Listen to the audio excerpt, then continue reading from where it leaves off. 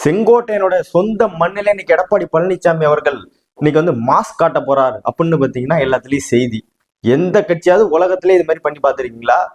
மற்ற கட்சியெல்லாம் வந்து ஆளுங்கட்சியை நம்ம அடிச்சு காட்டணும், இல்ல வந்து எதிர்கட்சியை நம்ம வந்து அடிச்சு காட்டணும், அவங்கள விட நம்ம பிரம்மாண்டமா ஏற்பாடுகள் பண்ணணும், மக்களை கவரணும் அப்படின்னு வந்து எல்லா ஏற்பாடும் பண்ணுவாங்க.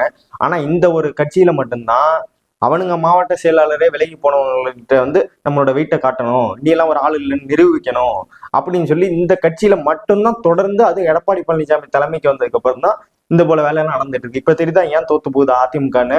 எடப்பாடி பழனிசாமி அவர்களுக்கு 11 தோல்வி பழனிசாமின்னு பேர் வாங்கணும்னு ஆசையா இருக்காரு 10 தோல்வி பழனிசாமி அவர்கள்.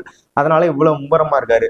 அங்க ஒருத்தன் என்ன சொல்லிட்டு இருக்கான்னா, 2 பேருக்கு நடுவுல தான் போட்டியேன்னு சொல்லிட்டு அவர் ஒரு பக்கம். இவரு இப்ப என்னன்னா, இதுவும் இப்ப 2 பேருக்கு நடுவுல தான் போட்டி.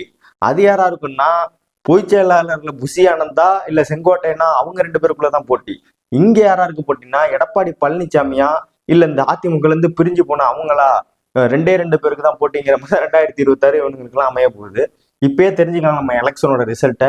இது போல ஒரு கேடு கட்ட கட்சி உலகத்திலே இருக்க முடியாது.